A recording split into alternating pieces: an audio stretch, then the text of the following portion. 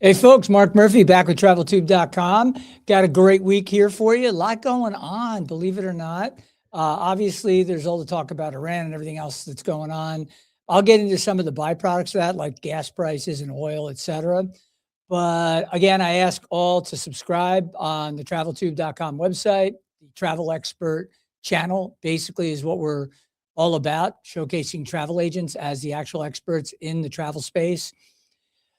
Follow us on social media. Follow us on your favorite podcast app. You name it. That's all I ask. I don't ask you for any money. I just ask you to follow us. And the other thing is like, share, because then you really extend our reach, and that makes a huge impact. The site's growing by leaps and bounds. Very excited about it. But we need everybody that wants to promote the value of travel agents to get on board.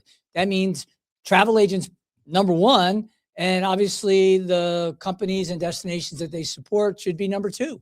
All of you should be following this. So please get off your buttocks, as my dad would say, and follow.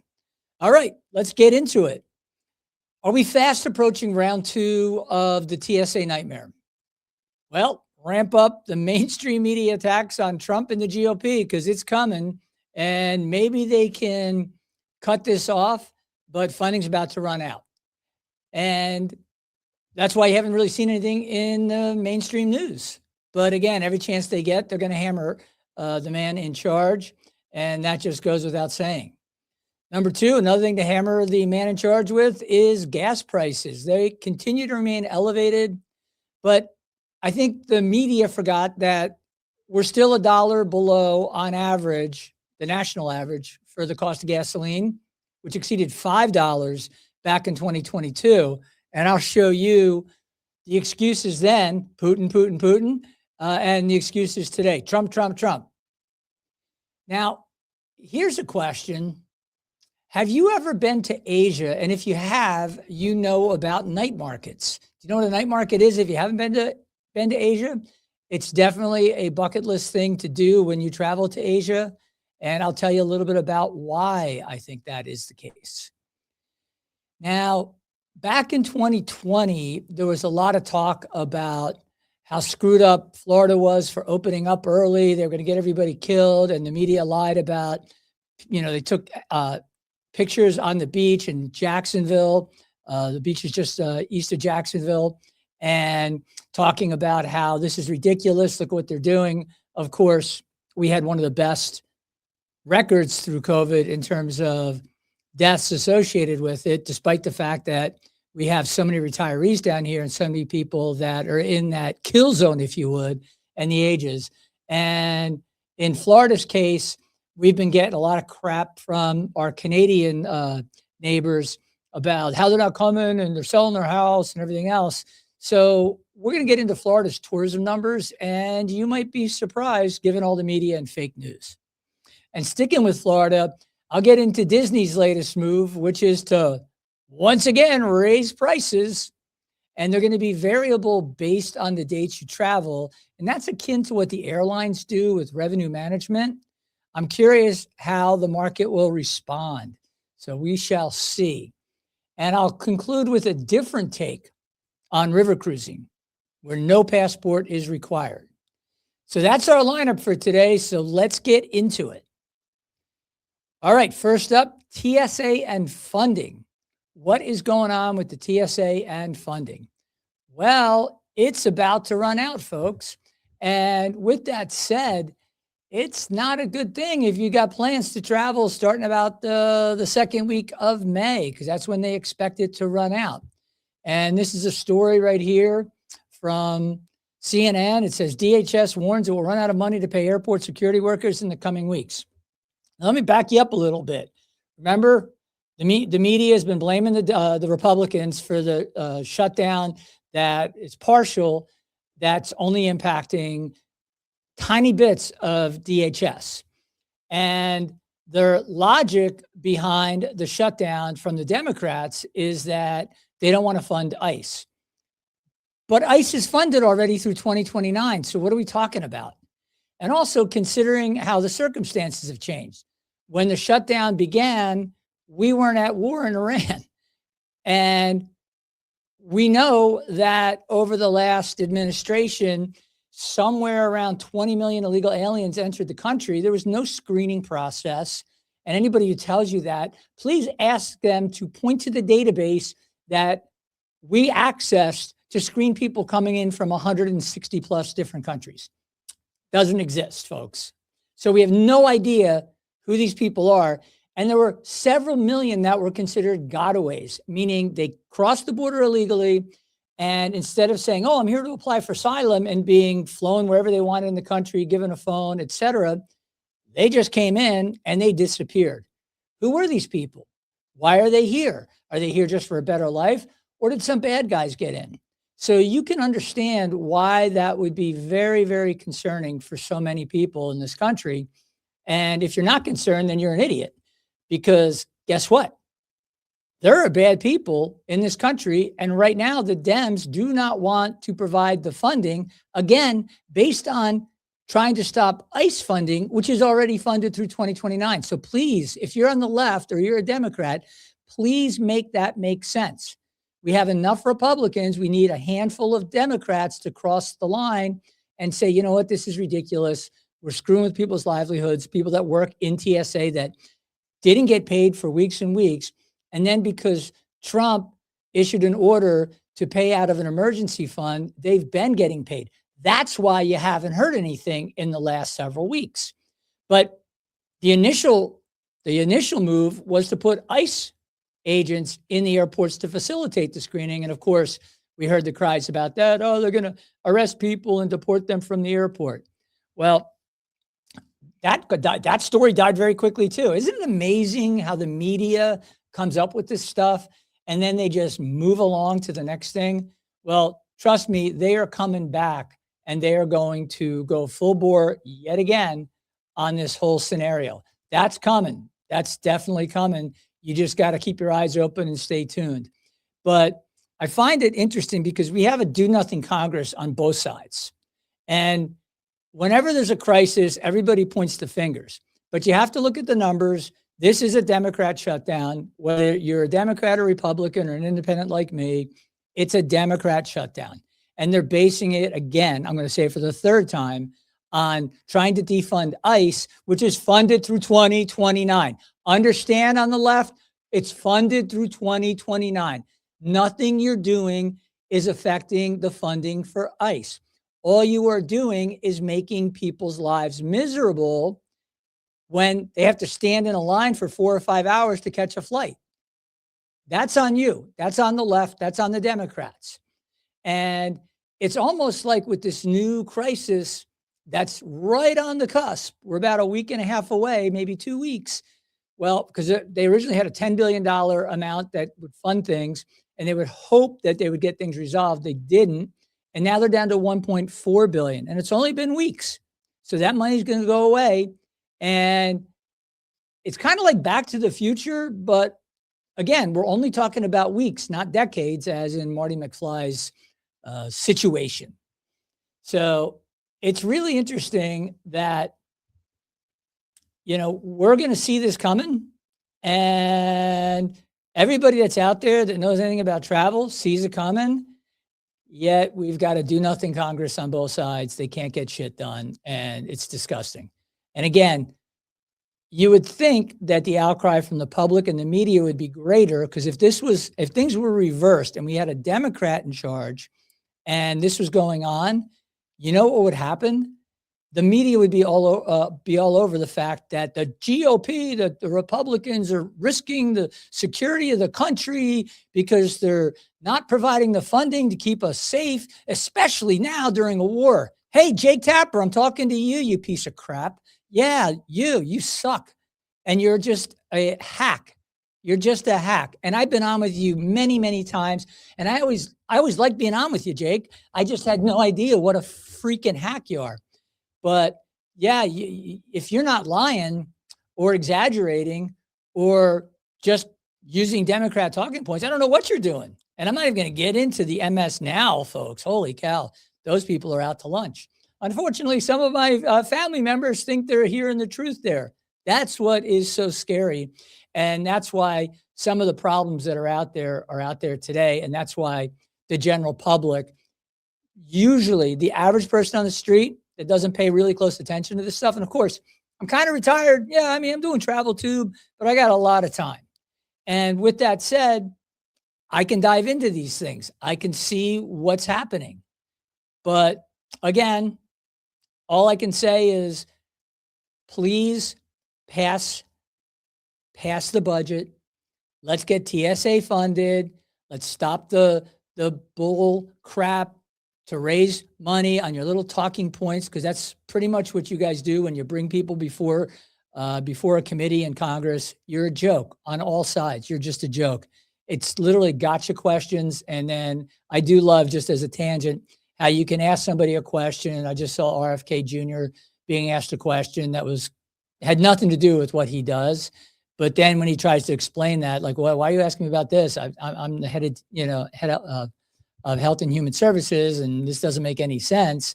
And, why are you asking me about X? Oh, I'm reclaiming my time. I'm reclaiming my time. Painful. In a word, painful. All right. Speaking of pain, people are feeling some pain at the pump. I filled up with diesel the other day down here. I've got a Sprinter van, and it was about $5.70 a gallon. So it was over $100 to fill that tank. And that sucks. But with all the hand wringing about the war in Iran, you guys are, this is a war and it's causing prices to rise. Yeah, they've risen. They're over $4 a gallon. If it stays that way, it's not good for the midterms for the GOP. That's just the way it is. That's how people vote. And of course, Democrats are seizing on it, but it's ironic. And they're seizing on it because it's a talking point and they can hammer the GOP with it. And you know what? That's called politics, folks. It is what it is. However, you would think the media would basically call out the fact that, gee, what happened in 2022? The Inflation Production Act was going in. The American Rescue Plan was immediately signed in once Biden came into the office, and they dumped trillions of dollars, printed dollars, added to the money supply, and we saw inflation in a single year go to 9%. Okay? You think that has an impact on gas prices? Well, guess what? It did. Guess what? It went up, and the national average in 2022 hit over $5 a gallon. So we're still 20% below that number for you math majors in Portland. Yet the hand wringing and everything else, the wars, you're driving up prices, and what are you doing over in Iran? Forgetting the fact that Iran has killed hundreds, if not thousands, of our troops through proxies. They wage terrorism throughout the world. And every single president going back to the 1980s has said, we cannot allow Iran to get a nuclear weapon. And when finally somebody does it, all the ones who said the same thing, go look at the videos. Go watch the videos of Hillary Clinton talking about, we will not allow them to do that. Go back and look at Kamala Harris when she was just running, that she said, quote, her number one concern geopolitically is Iran. And you can't let them have a nuclear weapon. Okay, a lot of talk, but you would think when you hear the media, those people never said those things. What changed? What changed? Well, what changed is it's a Republican that's actually doing something that he said. And people say, no, he said no new wars in the Middle East, no this, that. Well, maybe by doing this, we don't end up with the equivalent of North Korea with nuclear weapons that can reach as far as London based on their current missile technology, folks. If you missed it, they had a missile that flew 4,000 kilometers despite saying they had restricted everything to 2,000 kilometers. So, I mean, if the Iranians' lips are moving, they're lying. And this is how they do it. It's a stall, stall, stall. We're seeing it with this whole ceasefire. Who knows what's going to happen? But it's really interesting because back then, it was framed as Putin's price hike. Not the out-of-control spending, not the green energy boondoggle, none of that. And I'll give you some examples here because they're pretty stark. Now, you can go here and you can see that ABC News covered this. and they covered it and said, most Americans blame Vladimir Putin, oil companies for high gas prices. That was a poll. And I understand that logic, right? They're going to blame Putin. They're not going to blame the money printing, because most people don't understand when the government prints money and dumps money into the marketplace, people have that money, they spend it, they drive, the demand goes way up, the supply doesn't respond as fast, prices rise. That's just a fact. But I'll give them some credit, because they said Americans are more likely to blame Democrats than Republicans for the hike. Now, again, that's typically what happens. If you're the political party in power, that's kind of what happens, right? But if you look at this, it is kind of interesting, because 2/3 blame Putin, but now it's 71%, but almost the same percentage, 68%, blame the oil companies. They blame them a great deal or a good amount for the increases in gas prices. And then, of course, you probably noticed that the Do Nothing Congress had to bring in the oil executives and grill them about the prices, like they can't do math. So to me, the Democrats are blaming Russia for the rising gas prices because of the invasion of Ukraine, where their leader at the time, his famous quote was, he said two things. He said, don't. And then he said, well, if they just do a little bit, it's kind of okay. I'm just paraphrasing. And then he went in because there's no deterrent. And then we dumped $200 billion in Ukraine. Yet we have people today complaining that we're spending $30, $40, $50 billion with Iran. Again, think about it. If you were a Democrat, you were okay with $5 gas because you could blame Putin, not your own people that you voted for.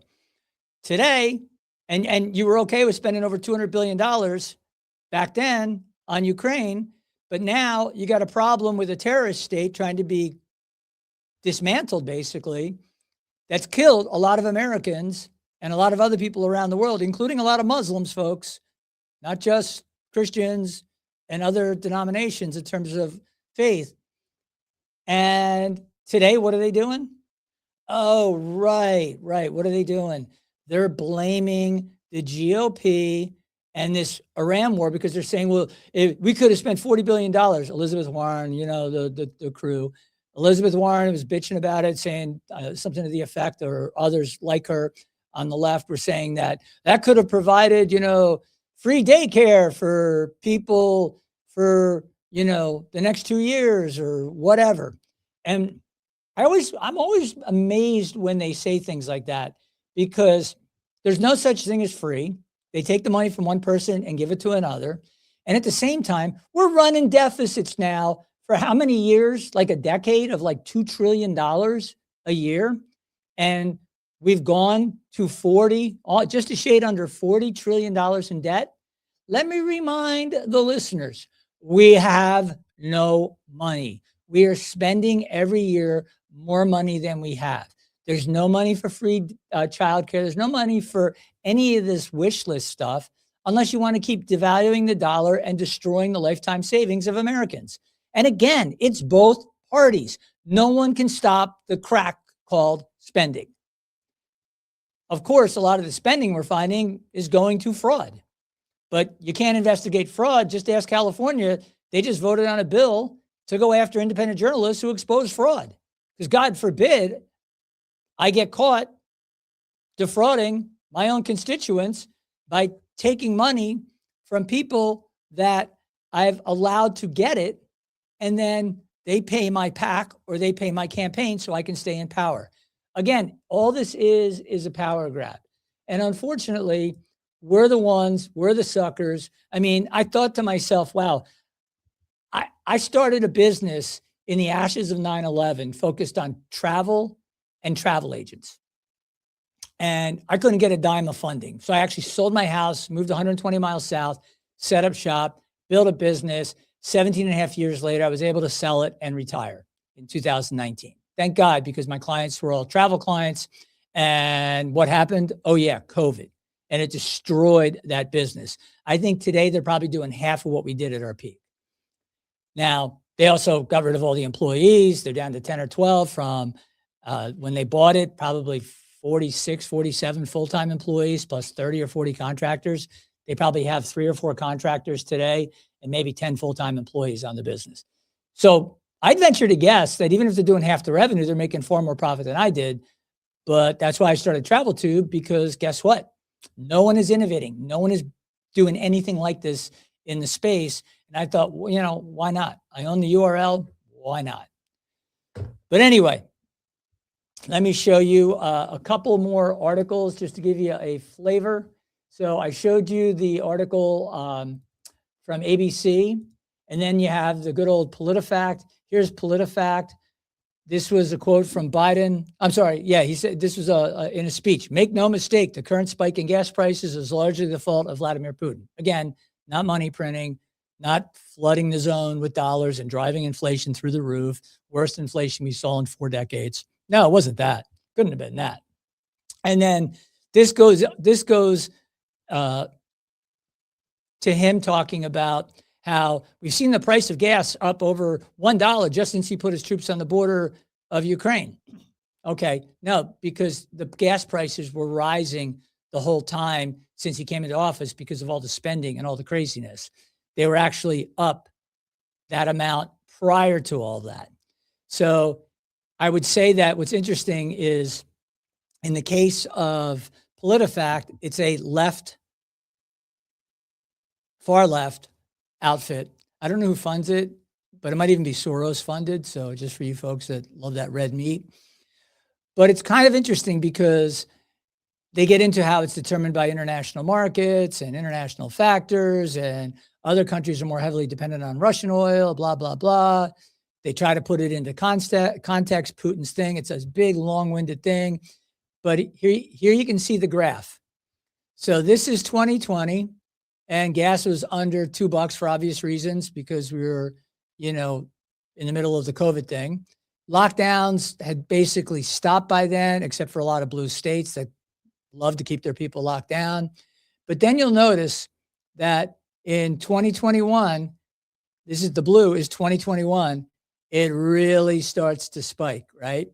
And it goes from under $2 to now towards the end of 21, end of October, it hit 338, okay? And then it ebbed and flowed, got to 353, and then on 314, thereabouts, it jumped to $4.31, and then it went higher. It's over $5. This last peak here, I know you can't see it if you're just listening. This last peak is when Putin went into Ukraine, and it went higher. Obviously, it went almost $1 higher than that. But again, you don't hear that. You don't hear that because of all the spinning. And just to give you an idea on the spinning, here's the ruling. Biden said, make no mistake, the current spike in gas prices is largely fault of Vladimir Putin. And they say by current, Biden means very current. The most recent spike in gas prices has stemmed largely from Putin's invasion of Ukraine. But again, it was well over $3 way before then. And again, you got to ask yourself, what was driving that? But gas prices, they say, were rising before the Russian troop buildup around Ukraine became front page news. About 2/3 of the price rise since gas prices' low point in May 2020 came before the Ukraine buildup became a major international story. All right. So they rule again, back to Biden. This is PolitiFact. This is to fact check. Remember the fact checks during COVID? Here's their final fact check about Biden's statement about the cost being directly tied to Putin. The statement is accurate, but needs clarification or additional information, so we rate it mostly true. It's mostly true. We went from under $2 to the mid threes, 353, I think was the number, and then it jumped on the invasion to $4.31. So we went from $2, and it creeped up because the demand picked up, as COVID was waning and people were able to travel and do their things. And then all of a sudden it shot up, steady rise. And then it kept going up during the whole inflationary period under Biden. And then it spiked an extra like 75, 80 cents when we hit the invasion. That's how it went. But of course, his statement that it's basically Putin's gas hike was mostly true. So here's a suggestion. If you trust the media to tell you the truth, you have no idea what's going on. Literally have no idea what's going on. There's so many better sources out there. Mainstream media, they know they're dead. Their numbers prove they're dead.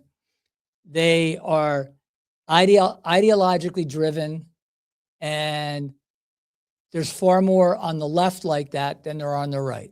That's a media analysis from a media guy who's been on every network that I just mentioned. I've been on CNN, MSN, it was MSNBC when I was on it, Fox News, Fox Business, News Nation, Newsmax, CGTN, a Chinese-sponsored television station, Canadian TV, Ecuadorian TV. I've been on TV, local affiliates all over the country, you name it. So I know a little bit about the bias because I see it by how they want things to be positioned. And that's why I learned a really good trick early on. When they ask you, well, what's your take on this story? I don't want to tell them my full take. I'm going to say, well, there's some key points to consider, blah, blah, blah. And I send it. Let me know if you need anything else. 9 times out of 10, they just want to know, what are your top line thoughts? Okay. I don't make it political. I just tell them just a handful of things. And then I do whatever I want to do. That's how I operate. Because I've actually had folks, when I've given them more details, be like, oh, yeah, all right, well, we'll let you know. We'll let you know. Hold on. You called me because the story's breaking that you want some expertise on. I gave you that information. Oh, it doesn't line up with the ideological angle of the news outlet. Oh, okay. Well, maybe next time I'll just sandbag your asses and tell the truth when I come on. And for most of you, if you don't know this, you don't get paid to go on and be like a guest commentator unless you're a regular on CNN like every night, like a Scott Jennings or something like that. You don't get paid. You go on because you're doing other things, like in my case, TravelTube. So when I go on, now it's Mark Murphy, founder of TravelTube.com. And I see a spike in traffic to the site as a result. And it gives more exposure to travel agents, which is why I'm doing it. So I still take time out of my day if they call. And sometimes the call is like, hey, we need you on at 5:30 in the morning. We need you on at 6 in the morning. We need you on at 8 o'clock at night. So I disrupt my plans and my time with my family to do those things. So again, the least you can do is subscribe to the site and follow us on your favorite podcast apps and social media. Yeah, I'll probably say it one more time. So with that said, it's not always what they're telling you, to say the least. All right, let's get into something that's a little different. Kind of stuck this one in the middle. Night markets. Do you know what a night market is? Have you been to Asia? But if you've been to Asia, you've probably been to a night market. And you go into a night market and they're selling all sorts of stuff. Think of it as like a massive flea market, but with food, a lot of food, and then of course selling all sorts of other stuff. And I think it was the Shilin Night Market, one of my favorites in Taipei. Massive, just a massive setup. And we did some videos there back in the day with my crew. Nick Chu, shout out to you. Gene Kang, shout out to you. Although Gene was not on that trip, but Nick was, and he's from that country, Taiwan, and Taipei in particular. So we had a good time because we broke off from the people at Taiwan Tourism. And the first place we stopped was the Shilin Night Market. And they had told me about something called chicken ass. And they said, oh yeah, chicken ass. They eat it all the time in Asia. I was like, just stop. Just stop. It's urban legend. It's not. No, it's true, folks. You can literally eat the butt end of the chicken because in Asia, they eat every part of the chicken that's edible, like literally every part of it. Nothing goes to waste. And you can see some really interesting stuff while you're there. Oh, you want some chicken hearts? We got 5 on a stick for you, grilled up or however you want to take them. Yeah, no thanks on the organs. I'm good without the organs. But what's kind of nice about going to a night market, they do have really good food. You sit down, and for a few bucks, you could feed a family of four. I mean, $10, you'd walk away stuffed. That's how cool it is. It's really cheap to go to Asia. Maybe not the flight. I haven't checked the flights lately, but let's assume it's $1,000, $1,200 to fly. Maybe upgrade. He's paying $1,500, $2,000 per person to have extra leg room and that kind of mid-range, sort of between business class and normal economy. You do that. But let me tell you, when you get there, the hotels are cheap. You can stay in 5-star hotels for $100, $150 a night. I'm talking 5-star hotels. You can go out to some great restaurants. One of my favorites in Taipei, and now they're all over the place, including in the U.S., is Din Tai Fung. I want to say it the right way. I think I said it the right way. They make the most amazing soup dumplings. I mean, they melt in your mouth, unbelievable. But that's more of like a sit down. You order your food, and then you eat your dumplings, and you get on your way. But if you want a cheap, really tasty meal, the night markets are the way to go. And they're just fascinating just to walk around and just see all of the food that's out there, including something called stinky tofu, which I fed to Hoda, and it was Hoda and Kathy Lee at the time on the Today Show. But Kathy Lee was out that week, and Andy Cohen was subbing in. You might know him from like The Real Housewives and whatever late night show that he does. I've never seen it, but whatever. And stinky tofu is something that they take the tofu, they soak it in this solution of like shells and brine and whatever else, and it smells really bad. But then you get it, you cut up that tofu, it's fried, you cut it up, and as long as you're holding your nose and you're chewing on it, it actually tastes pretty good. The smell, not so good. That's why it's called stinky tofu. But you know what? You're in Taipei. When you're not going to eat stinky tofu back here in the U.S., so you might as well try it while you're there. Definitely encourage you to get to Asia. For those folks who are looking for great value, save up your vacation days. Try to go for 2 to 3 weeks. Pick a hub, like maybe Bangkok. Get the equivalent of an Airbnb or stay in a hotel there. And then what I would suggest you do is then fly to other parts of Southeast Asia and only take like a light travel bag. You want to, you're here. Well, why don't you hop over to Singapore and see what that city's like? Because it's pretty amazing. And go to the sands and that rooftop pool, and it's crazy. It's like a big boat up there. But there's all of these things you can do. But I would tell you, don't do what I did in Singapore. I was ordering at Starbucks, getting myself a coffee, the jet lag. And when they asked for the name for the coffee, I said Chuck, because I don't know about you guys, I have a Starbucks name. It's Chuck. So I'm like, they're like, so what's your name? And I go, Chuck. And they go, write Chuck down, puts it down. The person grabs it. I give my credit card. She looks at it. Can I see some ID? So I was like, oh yeah, sorry. Yeah, my actual name's Mark, but I have a Starbucks name. Yeah, my wife thinks I'm pretty weird for that. Is it true? I'm a little weird. I would call myself ADHD enabled. You can call it whatever you want. All right. Now let's get back to some numbers. I like numbers. That was my thing. I majored in finance. I'm a numbers guy.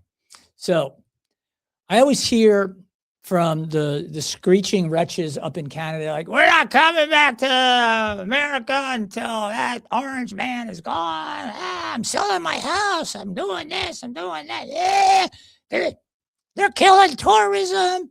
Back in 2020, they're killing tourists. Stay away. Oh, my God. And that was probably because they thought that Ron DeSantis was going to run for president. So they were just hammering that on the media. But here's what's pretty remarkable. Despite a drop in travelers from Canada, we've had a drop. How about these numbers? Now let's go back to pre-COVID, 2019. How many people traveled to Florida? Annual tourism numbers from 2019. 131.4 million. That's a lot of people. because we have a great state. I'm sitting in it right now. It's fantastic. Then we had to drop down to almost 80 million because of COVID. 21, it bumped to 121 million. I think one of the reasons we saw such a big bump was because guess what? We opened up while a lot of states didn't. We opened up really quick.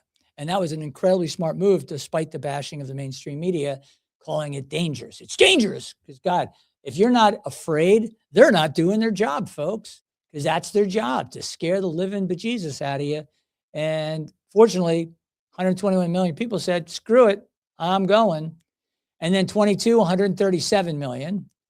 Then 23, 140 million. Then 142.9 million in 2024. But oh no, Trump came in. 2025, look at how much we're down. Tourism is tanked to Florida because of Trump. Because he has, I mean, this is where he's in Mar-a-Lago, and he's going to get you arrested and deported if you come here as a tourist. Yeah, okay, folks. We just hit a record. A record year in 2024 was 142.9 million. We had 143.3 million visitors in 2025. But let's look at the Canadian numbers. In Canada, what happened? Well, pre-pandemic, to keep the numbers, on par, there were about 4 million Canadian visitors that came. And that includes people that are coming down and spending the whole winter here or just coming in for a vacation. 2022, because of the pandemic restrictions, hey, Canada, hey, Canadians, do you remember how your country treated you during COVID and even after for years? Did you already forget that?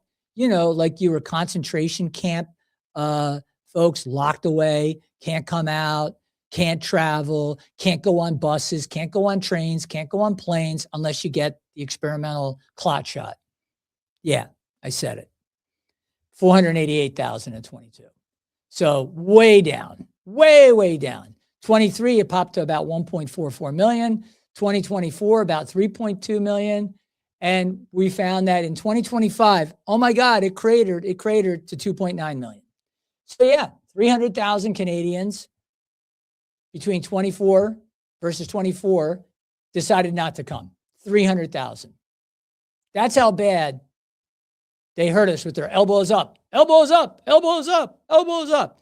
You guys should be hitting the people in your country that supposedly lead your country, like Carney. You should be hitting them in the head with elbows because they're the ones destroying your country. But you know what? If it makes you feel better, just blame Trump, because that's what you do. It's always Trump, Trump, Trump. Yeah, if it wasn't for Trump, we'd be doing so great in Canada. Yeah, okay. But you can't see the forest for the trees, can you? You can't, because you got TDS, even though you're not even a citizen of my country. I don't get it.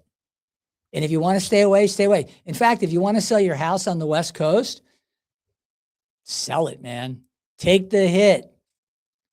Take the hit.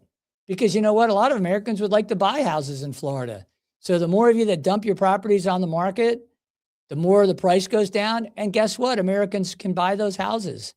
And you can go back to your 50% taxes. You can go back to your so-called free health care. And you can go back to your static wages back in Canada. God bless you. I mean, we'll do just fine. And interesting enough, some of the numbers from other countries have offset the Canadian drop, because we see that Brazil, for instance, is up over 10%, Colombia up over 6%. So we're seeing travelers from different parts of the world who love it here and who realize that politics shouldn't dictate where you travel unless the politics make it dangerous to travel. Oh, but he's going to deport people. He's going to send you to CCOT. Yeah, okay. Have another drink, folks. Have another cocktail. Now, Disney, another Florida gem that really shot itself in the foot because, let's face it, Disney, COVID, they made you wear a mask to walk around outside. If you went into one of their properties, you had to put a mask on. But as soon as you sat down to eat dinner at one of their properties, oh, I'm so safe. I can eat with, as Jim Brewer would say, oh, I'm so safe when I'm eating peanuts on the plane. I'm so safe when I'm eating my dinner and there's somebody 4 feet away. But God forbid, I'm in the Wilderness Lodge and there's a 40, 50, 60-foot high ceiling. I don't know. I have no idea how high, but it's freaking high. And I'm sitting there and I take my mask off because there's only 4 people in the entire lobby beside the people way over there behind the desk. But here comes a Jumbotron sprinting over with her cast member thing on and her mask on saying, oh, you need to put your mask on. You got to put your mask on. Okay. Yeah, because it's really helping you breathe. I can see. That's probably really healthy for you. And yeah, again, it does nothing, but yeah. That was the day I said, I'm not going back to Disney. I'm done with Disney. However, people love Disney, especially families with young kids. But, you know, when families with young kids get to go to Disney, it's during what? Spring break, Christmas vacation, summer vacation. And what are those? Those are called peak periods. What does a one-day ticket for one person cost at Disney based on their new pricing? Now, remember, as I mentioned in the intro, they're going to use dynamic pricing. So when things are busier, you're going to pay more. Just like the airlines. If a lot of the seats are sold on the plane, guess what? You're going to pay more. That's how it works. And they're following that and the hotel revenue model, et cetera. They're all doing it. And Disney's now in the game. Ticket price per day at the high end during peak periods, family travel. Family of 4 will spend $836 just for a one-day park pass. One day. $209 a ticket. Talk about pricing people out of the market. Now, don't get me wrong. You can do multi-day passes, and you can bring the cost down to about $100 per ticket per day. But again, if you're going to Disney, you're probably going to go for multiple days, hit multiple parks, park hopper pass, etc. Disney, which used to be a vacation you could drive down to, we did it as like, I think I was in 6th or 7th grade in the station wagon, coming down to Florida, stopping at south of the border, doing that whole schlep. Now, how do you afford it? How does an average family afford going to Disney? They don't.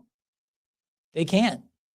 So we're seeing this bifurcation where a lot of kids, and we weren't that well off. I mean, we were just like middle class. My mom didn't work. My dad was the breadwinner.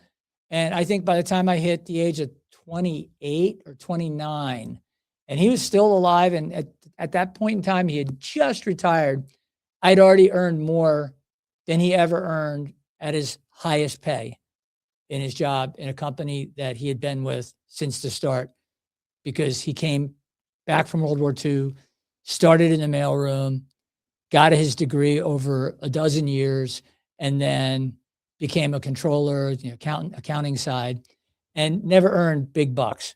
We were comfortable, but I wasn't going out and getting a car when I turned 17, when the legal driving age was 17 in New Jersey. I think it still is. But we never wanted for things. But then again, I do remember putting on a little mini London fog jacket and walking to the bus stop and reaching into the pocket and pulling out this thing. It's like a round hat. And I put it on my head. It turned out it was a yarmulke. And I was going to Catholic school. And the safety's like, what are you wearing? What are you doing? Why are you wearing that? And I was probably in 1st grade. And she was 8th grade, because I went to 8th grade at the time. And I got reported to the principal's office, and I was told not to make fun of other people's religion. But I found it in this jacket. And you know why I got in the jacket? Because my mother would buy clothes at the thrift shop for us. So that was my life. We still were able to afford to go to Disney. Today, that person can't afford to go to Disney unless they save up for a few years. And that's really unfortunate. But we'll see what happens. Now, I get it. If you can get the money and you're a business owner, okay, charge it. But at the same time, you get to a point where it gets ridiculous. I think $209 for one ticket for one day to a Disney park is ludicrous. But that's just me. That's just me. And their excuse is, well, it helps to push down demand at those times because we're so busy. Well, there's a really simple answer. You have your prices and you sell a set number of tickets to access the park that day. And when you reach that point, nobody else can access the park that day. How about that? We have computer systems and everything else to control it. So remember during COVID, you had to pick the dates you wanted to go? Yeah, you already did this. So you could control the flow if you wanted to. You're just using it as an excuse to drive your shares up because they haven't been that great. I get it. I'm a business owner. I'm an entrepreneur. If you don't make a profit, but if you keep turning off future families, think about everything from the Disney Plus to just the Disney brand. I know adults, I had an account when I started my company. He'd been on like 26 Disney cruises. I think there was only one ship at the time. I was like, what are you, a pedophile? Like, what? And a man and a wife with no kids, bought a house in Celebration, and he was my accountant, and he would go back and forth to New Jersey. And the reason he bought in Florida was tax reasons, obviously, no state income tax. But man, the guy was on so many freaking Disney cruises. He had the annual pass for the park. He absolutely loved it. And I will say that as an adult, Disney can be a lot of fun. I don't know 26 cruises fun. And he may have passed away by now because he was much older than me at the time. So he's probably in his early 60s. So he's probably gone because this is back in like 2002, 3, 4. Maybe he's still kicking. I don't know. Maybe he's in his 80s and he's still going to Disney and he's still wearing his mouse ears. But you've got people that start out getting exposed to a product and then they stay with it for their entire lives. But if you never get exposed to it, you never get engaged by it, it never happens. So some food for thought on the Disney pricing. And last but not least, how about taking a river cruise where you don't need a passport? Have you thought about that? How about American Cruise Line? You can go and sail the Mississippi River. You can sail where Lewis and Clark explored. You can do a lot of things. You can sail in the Great Lakes. I think Viking even has a ship that sails in the Great Lakes. So if